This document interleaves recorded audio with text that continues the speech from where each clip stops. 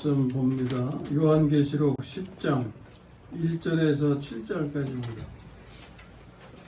요한계시록 10장 1절에서 7절까지. 내가 또 보니 힘센 다른 천사가 구름을 입고 하늘에서 내려오는데 그 머리 위에 무지개가 있고 그 얼굴은 해 같고 그 발은 불기둥 같으며 그 손에는 큰 작은 두루마리를 들고 그 오른발은 바다를 밟고 왼발은 땅을 밟고 사자가 부르짖는 것 같이 큰 소리로 외치니 그가 외칠 때에 일곱 우레가 그 소리를 내어 말하더라. 일곱 우레가 말을 할 때 내가 기록하려고 하다가 곧 들으니 하늘에서 소리가 나서 말하기를 일곱 우레가 말한 것을 인봉하고 기록하지 말라 하더라. 내가 본 바 바다와 땅을 밟고 서 있는 천사가 하늘을 향하여 오른손을 들고 세세토록 살아계시니 곧 하늘과 그 가운데 있는 물건이며 땅과 그 가운데 있는 물건이며 바다와 그 가운데 있는 물건을 창조하신 이를 가리켜 맹세하여 이르되 지체하지 아니하리니 같이요. 일곱째 천사가 소리 내는 날 그의 나팔을 불려고 할 때 하나님이 그의 종 선지자들에게 전하신 복음과 같이 하나님의 그 비밀이 이루어지리라 하더라. 아멘.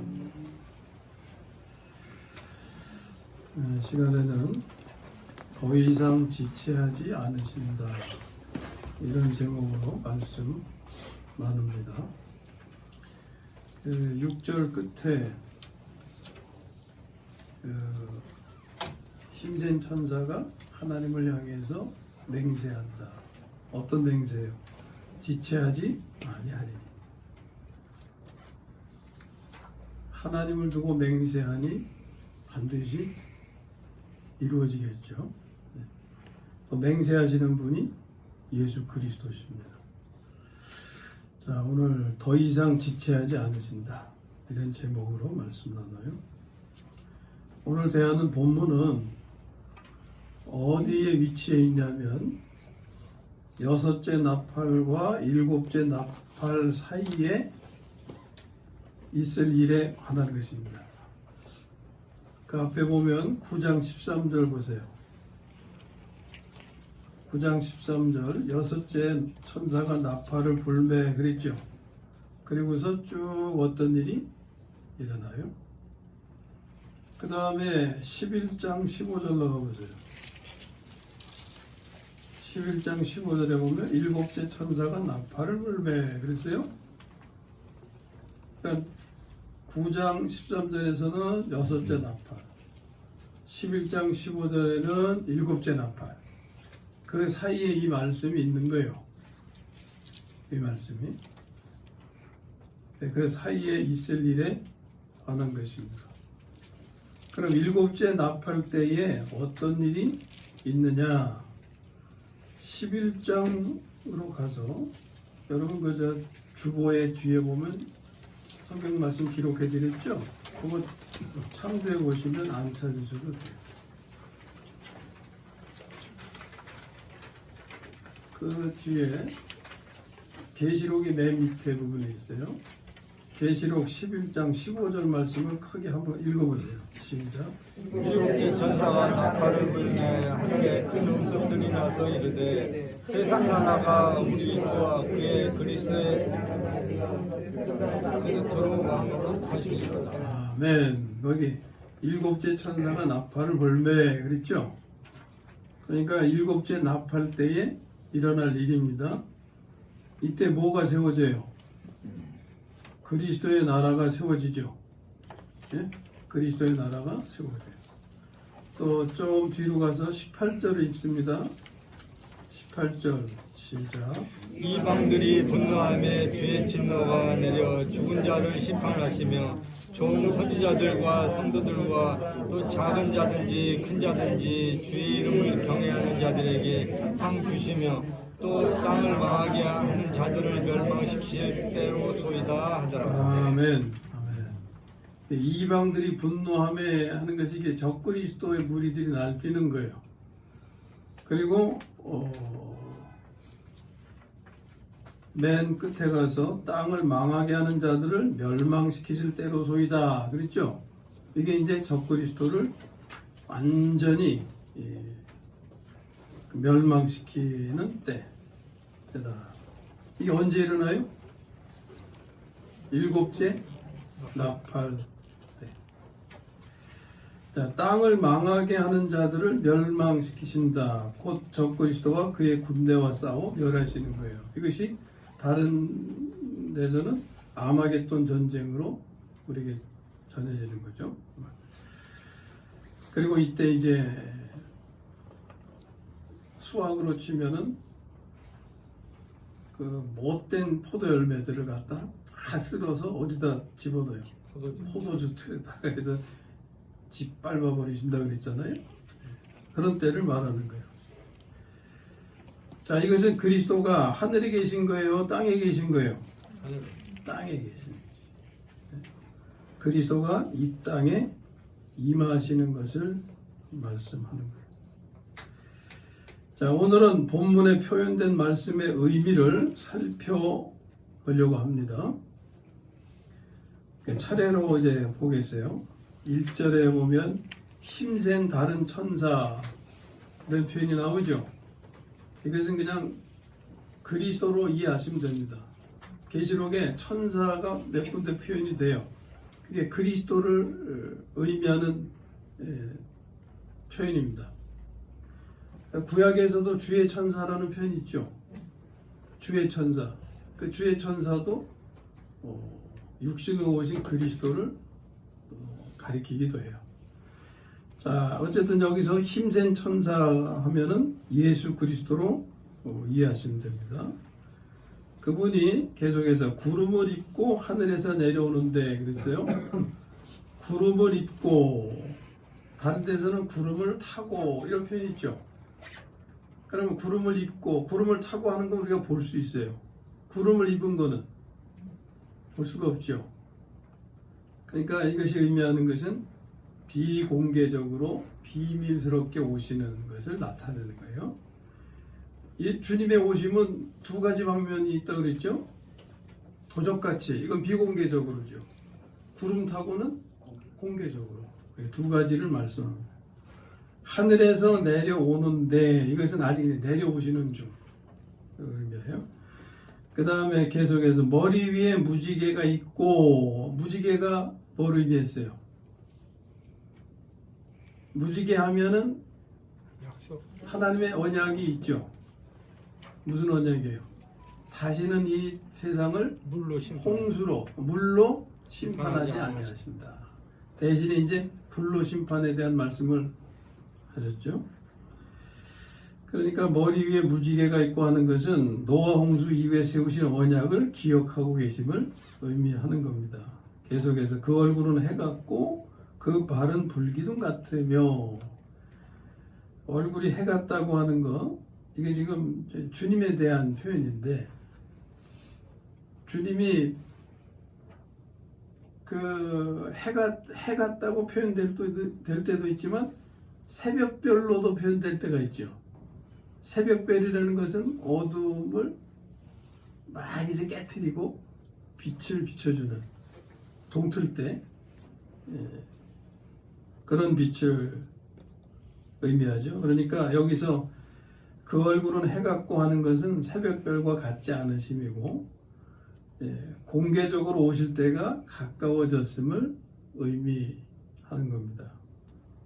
그리고 그 발은 불기둥 같으며 하는 것은, 기둥이라는 것은 견고함을 의미하죠. 집을 질 때 기둥은 집을 받치는 거잖아요. 견고하게. 근데 불기둥이에요. 불은 하나님에 대한 표현 중에 무엇을 의미합니까?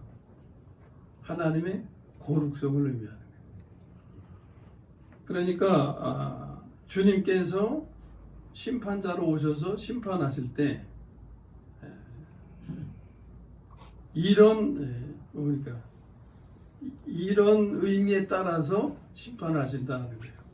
견고하게 하나님의 거룩하심을 따라서 심판을 집행하실 것을 의미하는 거죠. 그 다음에 2절에 그 손에는 펴놓인 작은 두루마리를 들고 그랬어요. 이 두루마리는 어디서부터 말씀됩니까? 두루마리에 대한 말씀은 어디서 시작이 돼요? 5장 1절에서 시작이 되죠. 5장 1절에서 두루마리가 있는데 요한이 두루마리를 봤어요. 근데 그걸 펼 자가 없어가지고서 울었다 그랬잖아요. 울었다.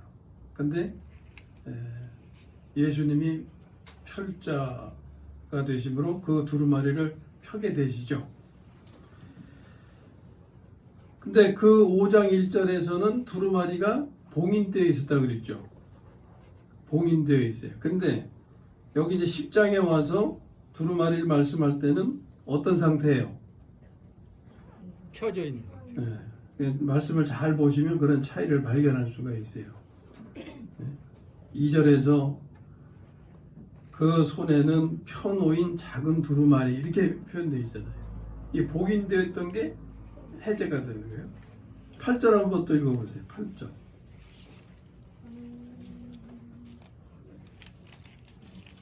8절. 하늘에서 나서 내게 들리던 음성이 또 내게 말하여 이르되 네가 가서 바다와 땅을 갖고 서 있는 천사의 손에 펴놓인 두루마리를 가지라 하기로 그랬죠? 그러니까 여기서 우리는 봉인되어 있던 두루마리가 이제 해제가 돼서 펼쳐져 있는 것을 보게 됩니다. 자, 그런데 여기서는 작은 두루마리라 그랬죠? 왜 그랬을까요? 두루마리가 펼쳐져 가지고서 이제 많이 풀려졌어요. 그러니까 많은 부분은 이미 지나갔고 조금 남은 부분을 표현하는 거예요, 이게. 그러니까 두루마리의 주요 부분은 이미 앞에서 계시되었고 마지막 일부만 남은 것을 이렇게 표현하고 있는 겁니다. 간단히만 설명하고 넘어갑니다. 일단. 자, 그 다음에 2절 계속해서 그 오른발은 바다를 밟고 왼발은 땅을 밟고 그랬어요. 누가 이런 상태로 있는 거예요? 힘센 천사 예수 그리스도께서 지금 딱 이런 모습을 하고 계시는 거예요. 이 밟는다고 하는 것은 성경에서 무슨 의미냐면 그 사람의 소유가 된다라는 거예요. 왜 하나님이 뭘 주실 때 밟으라 그러셨잖아. 예? 밟으라. 그래서 그 이제 주보에 있는 성경 구절을 이렇게 보세요. 순서적으로 신명기 11장 24절 말씀 읽습니다. 시작. 너희의 발바닥으로 밟는 곳은 다 너희의 소유가 되리니. 아멘. 밟는 것은 소유하고 관계가 있죠. 그 다음에 여호수아 1장 3절. 내가 모세에게 말한 바와 같이 너희 발바닥으로 밟는 곳을 내가 너희에게 주었노니. 아멘. 그 다음에 시편 8편 6절. 그의 손으로 만드신 것을 다스리게 하시고 만물을 그의 발 아래 두셨으니. 아멘. 자, 이런 말씀을 통해서 밟는다고 하는 것은 소유와 관계된다 하는 것을 이해할 수가 있어요. 자, 그런데 이런 내용은 별로 그렇게 비밀스럽지가 않죠. 예? 비밀스럽지가 않아요. 근데 7절에서 어떤 말씀이 있어요? 비밀이 풀려나는 말씀이 있죠. 그건 이제 나중에 한 번 더 언급되겠는데 어쨌든 여기서 이런 표현에서 우리가 그렇게 이해하시면 됩니다. 밟는다고 하는 것은 소유와 관련되어 있다. 주님이 땅과 바다를 밟고 계신다고 하는 것은 그것은 주님의 소유시다. 이런 의미가 되는 거예요. 또 주님께서 당신의 소유를 찾으러 오셨다. 그런 의미가 됩니다. 그것은 하나님께서 땅과 바다 모든 것을 당신의 아들 그리스도에게 유업으로 주셨기 때문에 이제 이때에 그것을 이루시는 거예요. 거기에 대한 말씀 역시 주보에 시편 2편 8편 말씀 8절 말씀을 읽습니다. 시작. 내게 구하라. 내가 이방 나라를 내 유업으로 주리니 내 소유가 땅 끝까지 이르리로다. 아멘. 이미 구약에서 시편에서 이렇게 하나님이 하신 말씀이에요. 여기서 내 소유할 때 너는 그리스도를 가리키는 거예요. 이 시편 2편이 누구에 대한 말씀이에요? 아들에 대한 말씀이죠. 내가 아들을 낳았다. 그 아들을 내가 왕으로 세웠다 하면서 내게 이것을 내가 주었다. 이런 말씀이에요. 그래서 땅과 바다, 이 세상의 모든 것은 주님에게 유업으로 주어진 것이기 때문에 주님이 그걸 소유하러 오신 거예요. 그걸 표현하는 것이 본문에 땅을 밟으시고 바다를 밟고 서 있는 그런 모습으로 말씀합니다. 계속해서 3절에 사자가 부르짖는 것 같이 큰 소리로 외치니 그랬어요. 자, 이건 누가 외치는 거예요? 역시 힘센 천사 예수 그리스도. 예수 그리스도에 대해서 말씀해 주는 부분은 신약 성경에서 복음서죠. 예?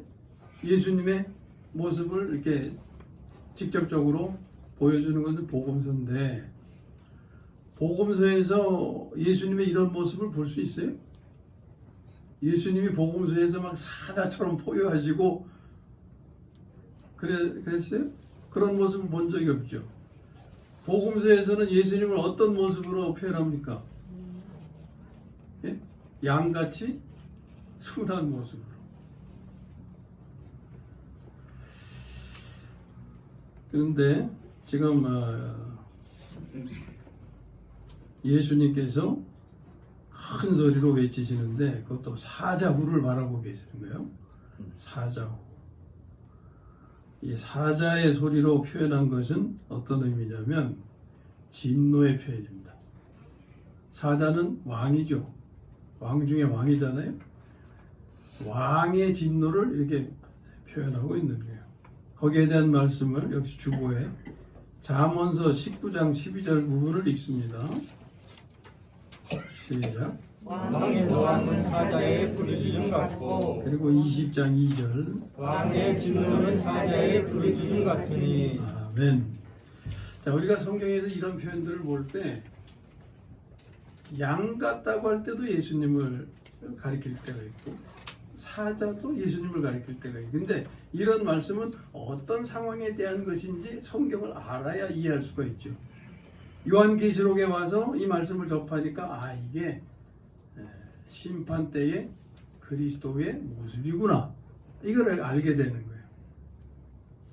그러나 여기에 오기 전에 이전의 상황에서는 이 사자의 부르짖음이 뭘 의미하는지 뭘 가리키는지 우리는 알 수가 없어요. 왜냐하면 예수님께서 사자처럼 표현하시고 그런 분이 아니시니까. 그러나 이제 계시록에 와서 심판을 집행하시는 예수님의 모습을 보니까 그 예수님이 사자처럼 포효하시는 것으로 지금 표현되고 있다 그 말이에요. 그것은 사자의 부르짖음은 잠언서에서 왕의 노함, 왕의 진노 이렇게 알려주고 계시잖아요. 그러니까 심판 때의 주님의 모습을 말씀한 거죠. 이게 땅의 왕이신 그리스도께서 진노를 발하신다는 것을 가리키는 겁니다. 앞에서 말씀드린 것처럼 복음서들에서는 그리스도께서 양과 같은 음성으로 말씀하셨지만 여기서 그분은 사자처럼 포효하십니다. 그리고 그 3장, 계시록 3장에 교회에 대한 말씀에서 시험의 때를 면하게 해주시겠다고 하는 말씀하실 때 누구에게 그런 말씀하세요? 필라델비아. 인내의 말씀을 지키는 자에게. 인내의 말씀을 지키는 자. 그러니까 인내의 말씀이 되는 거는 참는 거죠. 인내라는 건 참는 거잖아요. 그러니까 그때까지만 해도 주님은 참으심을 말하는 거예요. 참고 계시는 거예요. 우리를 위해서. 근데 여기서는 아니다. 더 이상 참지 않으신다. 오늘 말씀의 제목이 뭐예요? 더 이상 지체하지 않으신다. 이럴 때가 있다고 말해요.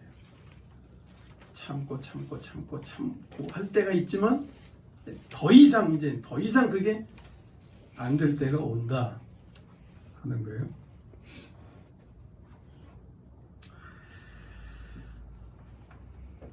땅을 소유하러 오실 때 그분은 양같이 그런 모습이 아니라 사자처럼 포효하신다.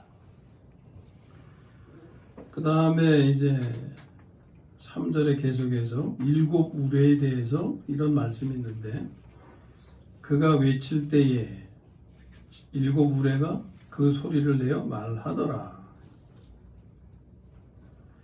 그러니까 요한이 그 소리를 듣고서 적으려고 하니까 어떻게 해요? 적지 말라. 적지 말라. 인봉하라. 그래서 7 우레가 말한 이런 표현을 우리가 이해할 수가 없어요. 우레 그러면은 우르릉팡팡 우르릉팡 이런 걸 연상하잖아요. 근데 그 우레가 무슨 말을 해요? 우르릉팡팡 소리가 말로 들릴 수 있겠죠. 네? 그런데 하여튼 여기 표현은 7 우레가 그 소리를 내어 말하더라. 요한은 그 말하는 것도 기록하려고 했더니 기록하지 말고 인봉해라. 그러고 마치는 거예요, 거기. 그러니까 우리의 내용을 알 수 있겠어요, 없겠어요? 알 수 없죠. 알 수 없는 것을 억지로 알려고 막 이렇게 펼쳐놓을 수도 없어요. 모르는 것은 그냥 모르는 거예요. 7 우레가 궁금하시면 나중에 하나님 앞에 가셔서 질문해 보시기 바랍니다. 무슨 뜻이었는지. 하여튼 이건 모르고 우린 지나가야 돼요. 알 수 없어요. 그 다음에 이제 5절, 6절 보면 사도 요한이 보고 있는 힘센 천사가 하늘의 하나님께 지체하지 않으리라고 맹세합니다.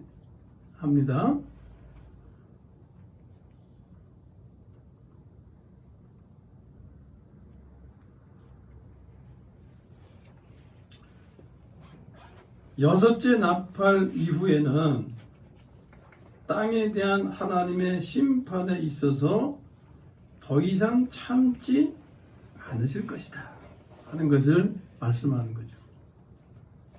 아까 처음에 시작할 때 이게 어떤 사이에서 있을 일이라고 그랬어요? 여섯째 나팔과 7째 나팔 소리 사이에. 네, 그 사이. 이제 여섯째 나팔 이후에 땅에 대한 심판에 있어서 더 이상 참지 않으실 거다. 그러므로 7째 나팔은 하나님의 심판 중 가장 엄숙한 것이 될 겁니다. 그것은 또한 순교하신 분들, 순교자들의 기도가 있었죠. 그 앞에 6장 10절에 보면 순교자들의 기도가 있었어요. 하나님, 우리의 이 원통함, 억울함을 언제 갚아 주시려나이까? 하나님이 좀 기다려라. 대환란의 기간을 지나면서 순교하는 이도 있을 것임을 암시하시고, 그때가 되면 이제 하나님이 응답하실 것을 말씀하신 거죠.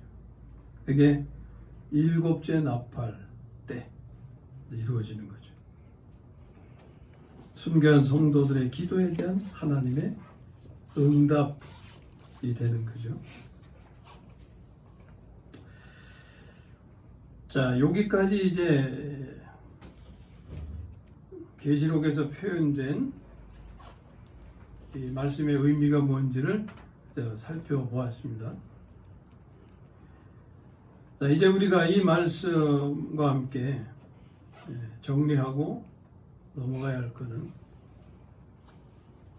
지금 심판에 대해서 말씀하시잖아요. 근데 심판은 크게 무엇을 위한 것이라고 그랬어요? 구원. 그것은 성전 건축으로 나타나죠. 거룩한 성, 새 예루살렘의 건축.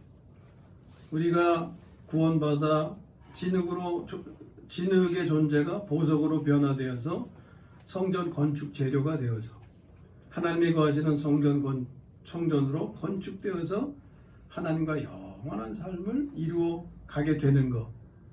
궁극적으로 그걸 말씀하시잖아요.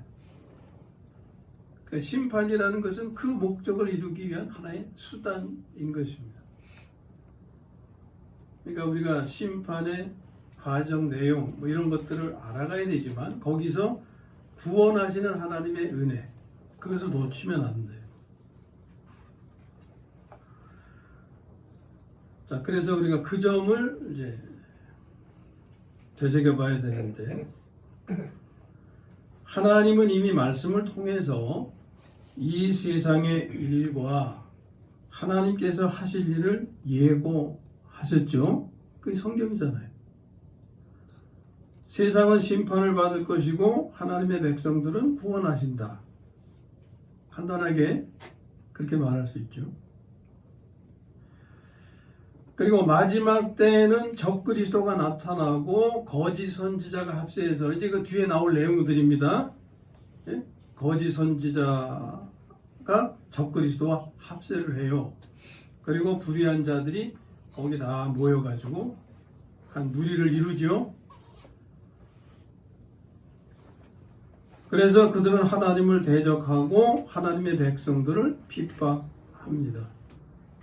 그러나 하나님은 당신의 백성들을 보호하시고 종국에는 그리스도와 휴거된 이기는 자들, 그게 계시록 12장에 보면 여자가 아들을 낳았는데 용이 그걸 삼키려고 하는데, 죽이려고 하는데 하늘로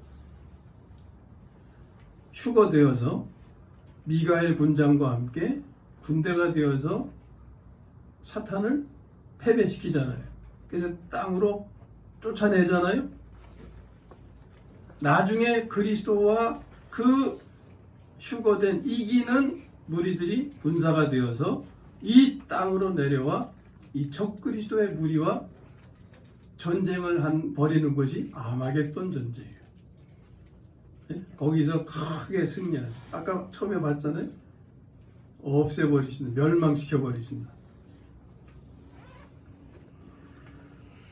그러니까 그런 적그리스도와 거짓 예언자, 거짓 선지자, 그리고 그들과 함께하는 큰 무리들이 하나님을 대적하고 하나님의 백성을 핍박하고, 이게 대환란의 기간인데, 그러나 하나님은 당신의 백성들을 보호하시고 그리스도와 휴거된 이기는 자들이 군대가 되어서 이 땅에 내려와 아마겟돈 전쟁에서 그들을 패배시키고 그리스도의 나라를 세우신다 하는 것이 계시록에 있는 내용이에요.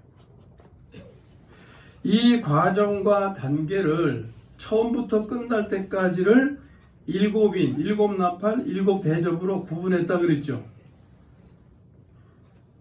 이제 우리가 지금 대하고 있는 이 말씀은 처음에 말씀드린 것처럼 여섯째 나팔을 지나서 일곱째 나팔의 시점에 있는 거예요.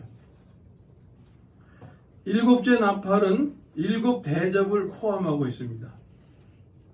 앞에서 제가 그런 설명 좀 드렸죠. 일곱 인과 일곱 나팔, 일곱 대접 이렇게 구분되는데, 일곱 인이 다 끝난 다음에 일곱 나팔이 있어서 일곱 나팔이 다 끝난 다음에 일곱 대접이 이렇게 이어지는 게 아니라 그랬죠. 일곱 인이 하나, 둘 이렇게 떼어져 가다가 여섯 번째까지 떼어지고, 일곱 번째 인이 떼어질 때 거기서 나팔이 포함되어 있다 그랬잖아요. 일곱 나팔이. 그래서 일곱 인이 떼어질 때 첫째 나팔, 둘째 나팔, 셋째 이렇게 나간단 말이에요. 이해가 되세요? 일곱 인이 다 떼어진 다음에 그 지나가고 첫째 나팔, 둘째 나팔 이렇게 이어지는 게 아니라 그 말이에요. 인을 다 떼어가는데 여섯째 인은 떼어진 다음에 일곱째 인 때 첫째 나팔, 둘째 나팔, 셋째 나팔 이렇게 불려져요. 그 다음에 앞에처럼 일곱째 나팔 때 나팔이 끝나고 대접이 쏟아지는 게 아니고 일곱 나팔이 불려질 때 그때 막 이제 일곱 대접이 쏟아지고, 그리고 그 나머지 일들이 마무리가 되는 거예요.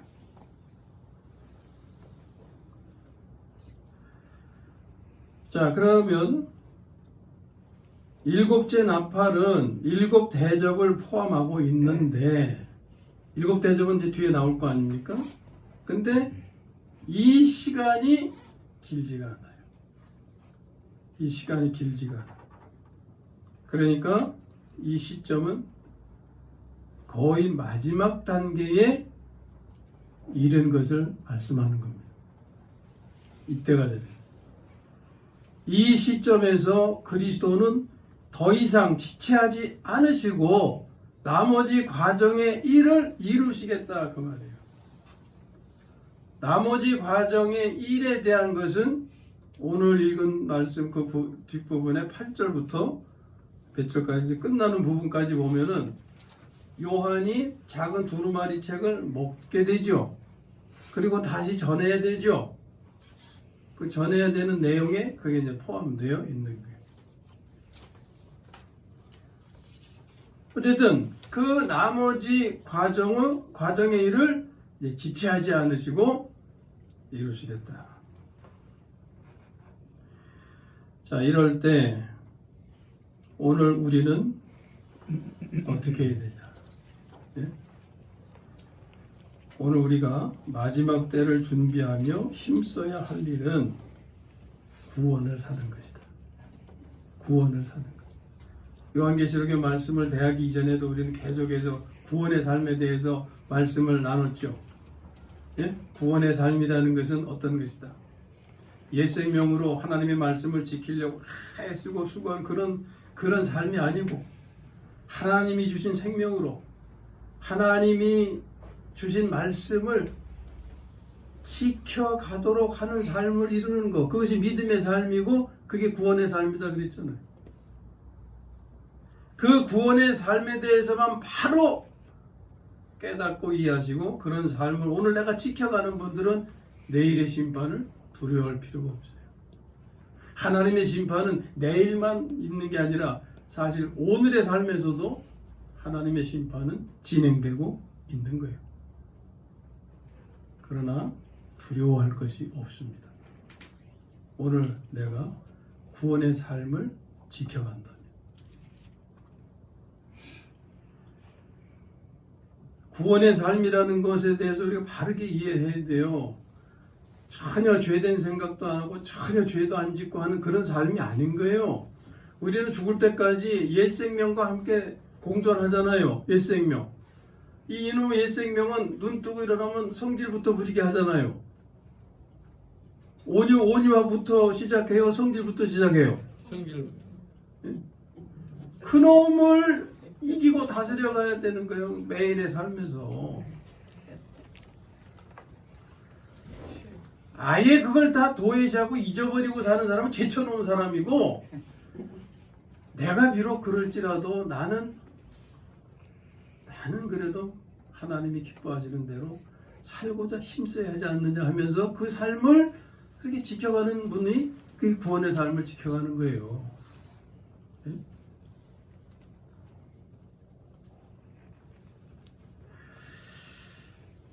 마지막 때를 준비하며 힘써야 할 일은 구원을 사는 것인데 그것은 옛 생명으로 살려 하지 않고 하나님의 생명으로 살고자 하는 겁니다. 쉽게 말씀드리면 성질 날 때 생명을 바꾸는 기도를 실행해서 온유를 사는 거예요. 심판은 성질 내는 사람에게 임하는 것이고 구원은 온유를 사는 사람에게 임하는 것입니다. 구원을 사는 것이 어떤 것이냐? 곧 하나님의 생명을 사는 것은 교회 시대의 비밀인 거예요. 이게 7절에서 말씀하는 비밀이에요. 비밀. 네? 이 비밀은 교회 시대에만 있는 거예요. 이스라엘 시대도 아니고 천년왕국 때에도 아닌 거예요. 그 사이에 있는 교회 시대만 비밀의 시대예요. 이것은 복음의 시대죠. 그래서 우리가 크게 두 가지 비밀을 알잖아요. 하나님의 비밀은 그리스도죠. 그리스도의 비밀은 교회. 또 비밀에 대한 또 표현도 있고, 경건의 비밀도 있고. 그런데 크게 이 비밀이에요. 그 복음의 비밀을 조금 말씀드리면, 성육신, 하나님이 사람으로 오신 그것, 그래서 예수라는 사람으로 사신 것, 비밀이에요, 아니에요? 비밀. 세상 사람들이 모르잖아요. 동정녀 탄생 모르잖아요. 그게 뭔지 우리만 알지. 그렇죠? 그리고 예수 그리스도가 십자가에서 못 박혀 돌아가신 게 구속을 위한 것이라는 게 비밀이에요, 아니에요? 그것도 비밀이에요. 세상 사람들이 그걸 알면 다 교회로 몰려들어야죠. 또 죽은 분이 살아나신 거, 그것도 비밀이죠. 어떻게 죽었다가 살아나? 세상 사람들의 생각이잖아요. 근데 그 부활이 그냥 죽은 자가 살아난 실체적인 것도, 물리적인 의미도 있지만, 그 부활이 오늘 우리의 삶에서 가지는 의미는 그거 더 깊죠. 물리적인 그런 것보다 더 중요하고 깊은 의미가 있단 말이에요. 그리스도 십자가에 죽으신 거, 부활이. 그것 때문에 우리가 성화를 살 수 있는 은혜를 입는 거예요. 네? 그게 비밀이란 말이에요. 비밀. 그리고 하나님이 나의 생명이 되셔서 내 안에 사신다는 거, 그게 비밀이에요. 어떻게 알아요, 세상 사람? 하나님이 내 안에 사시기 때문에 내가 손해보고 양보하고, 예? 그렇게 살려고 하잖아요. 근데 세상 사람들이 그걸 알아요, 몰라요? 몰라요. 그걸 알지 못하고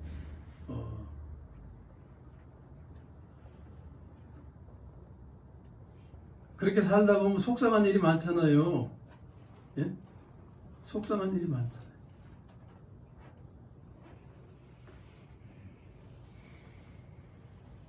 내가 바보 같아서 이렇게 사는 줄 아냐? 내가 주님 때문에 그래도 이렇게 살려고 하는데 속상하지요. 그거 어떻게 드러내 보일 수도 없고, 드러내 보여도 알 수도 없으니까. 그러니까 속상한 거예요. 그러니까 누구나 아세요? 주님은 아시죠. 주님이 다 드러내 보여주시면 참 좋겠는데 그게 금방 안 되니까 속상하고 참기가 어려운 거예요. 그런데 감사하게 오늘 실제로 말씀에 뭐라고 하셨어요? 그 비밀을 다 벗겨주신다. 네?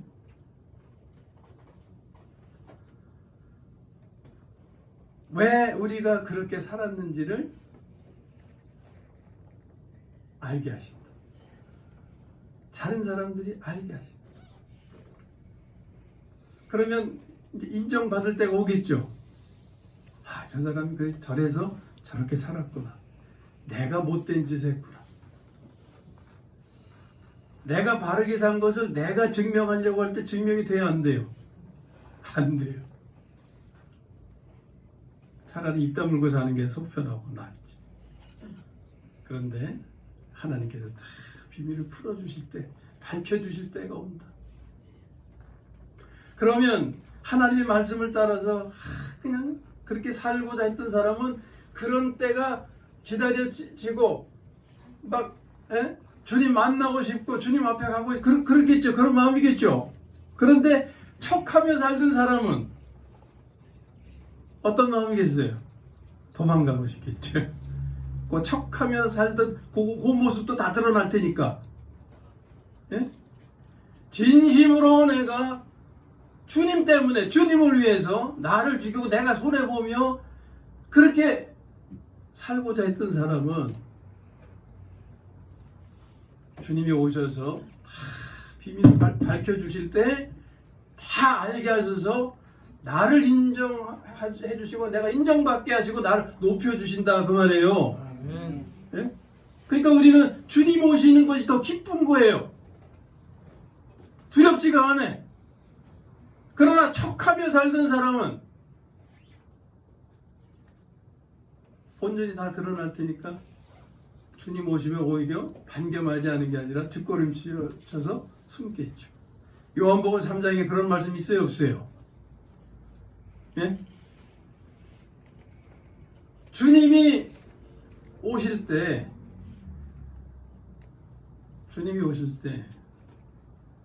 하나님 편에 있던 자들은 주님을 기쁨으로 영접하지만 어둠 가운데 살던 자들은 어떻게 한다고 그랬어요? 도망가.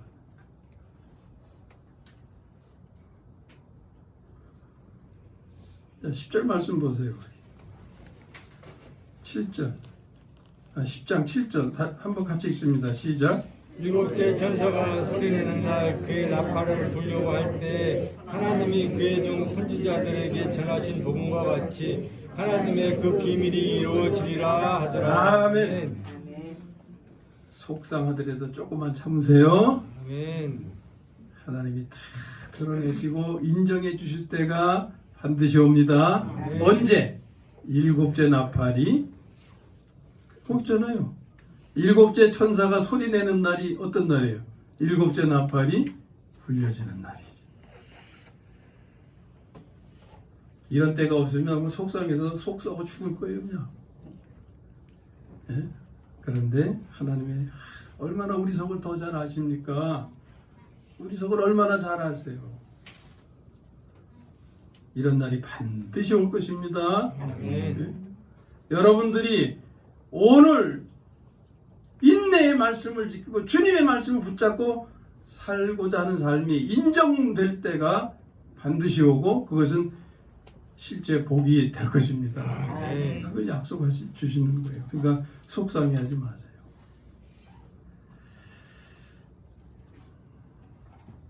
말씀을 마치겠습니다. 세계의 역사와 그 가운데 있는 우리의 삶은 하나님 말씀대로 이루어져 가고 있죠.